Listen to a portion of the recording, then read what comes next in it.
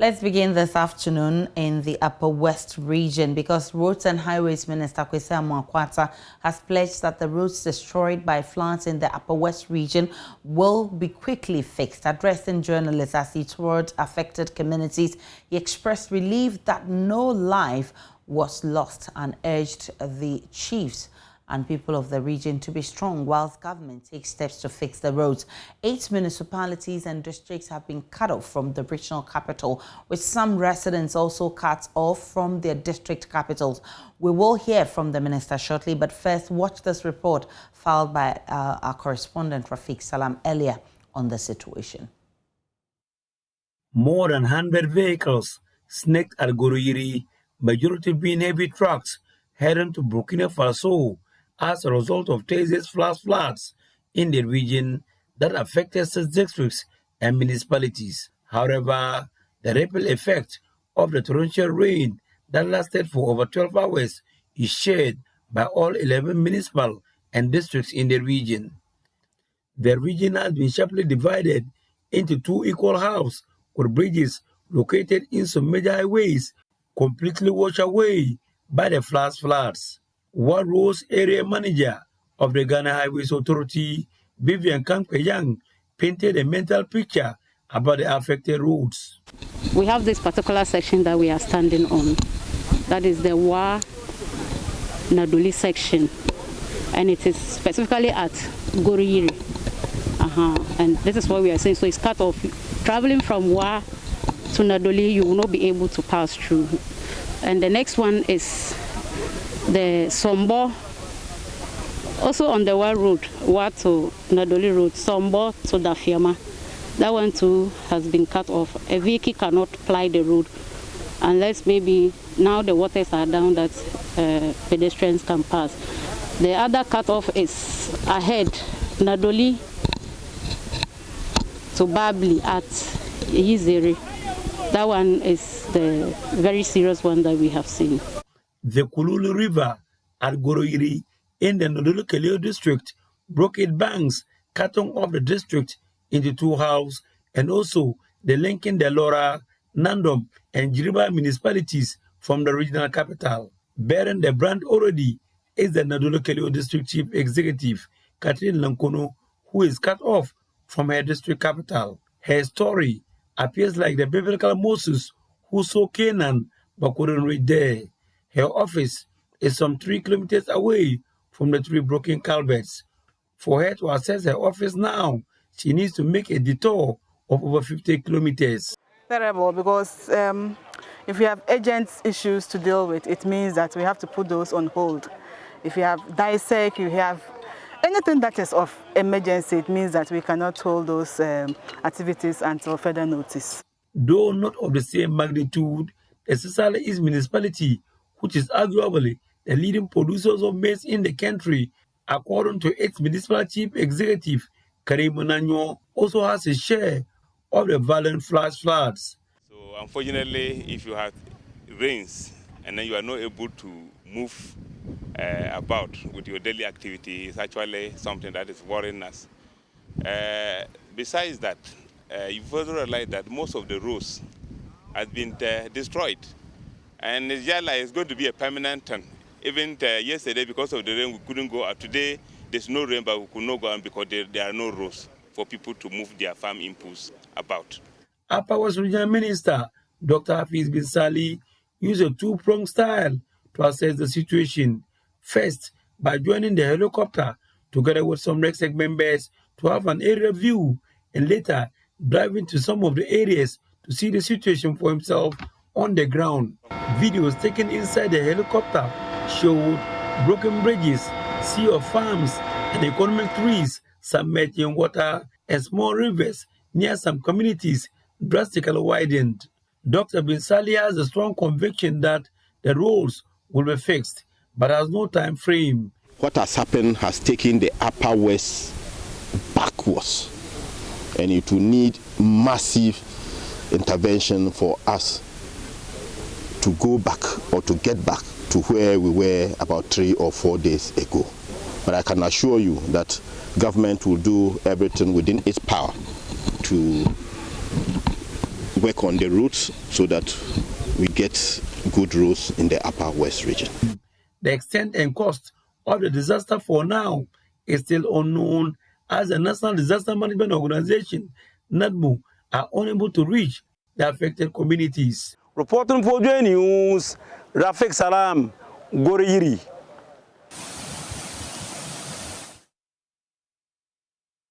Rafik Salam has been monitoring the minister and his team, who have been visiting areas of the flood and also assessing the extent of damage. He joins us shortly via Zoom for that. Rafik, what more can you tell us about the minister's visit? Where has he visited so far? Hello, Rafik. Unmute for me. And if you can hear me, I'm asking which areas the minister has visited. The minister landed at Wa this morning. And so the first thing that he did was to hold a press conference to show his sympathy, his remorse for the people of the Upper West region regarding the floods that happened in the region. And he says that the pictures or the videos that he had installed as enormous, but he thinks that it is not something that is beyond their capability. Move to all the affected areas, starting from Goriyiri and then ended around the River Wahab. And so he came back to Wa, and after that, he held another press conference to tell the JoyNews that they are on top of the issues, and then they are going to hold an emergency meeting in Accra and next Monday, because he thinks that it's a national emergency issue, and it will be treated with all the seriousness that it deserves. And then after that, he went and paid homage to the overlord of the Wala Kingdom, at the FOB. And so the minister, as I speak to you now, is currently on his way back to Accra.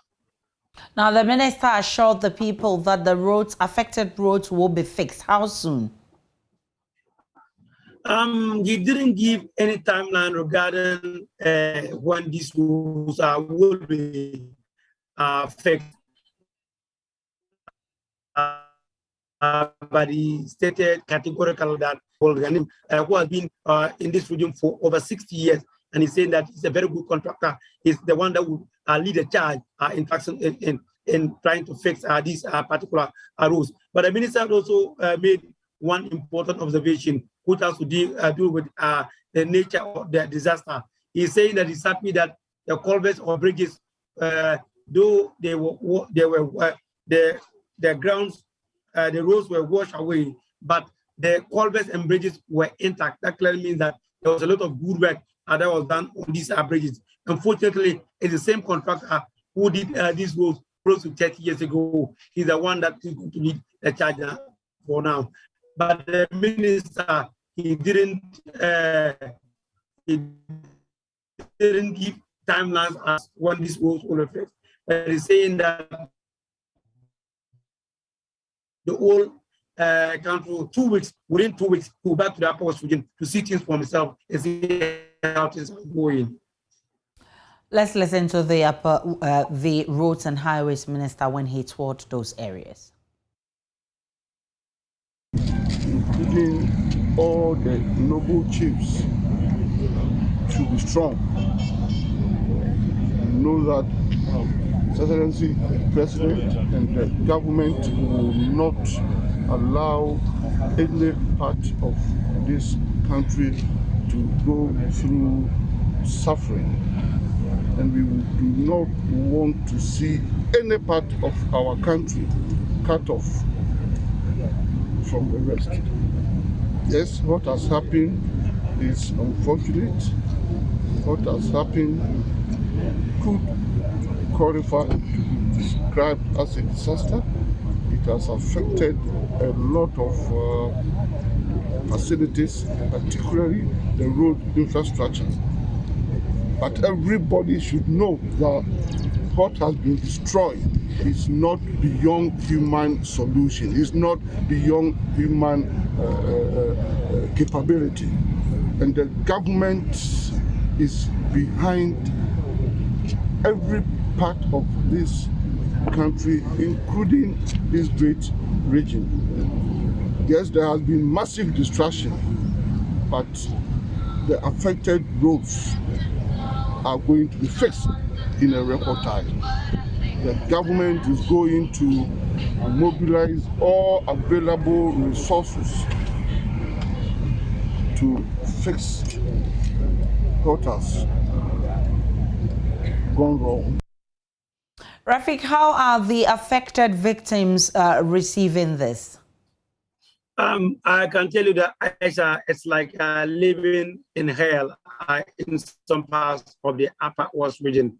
And so some places it's just a place, it's just not for the faint-hearted. I visited Agoriri today, and I can see a sea of people trying to cross from one end to the other, and it's really difficult. And also, one thing worth noting is that transport fares in the region has also increased astronomically. It has even been tripled.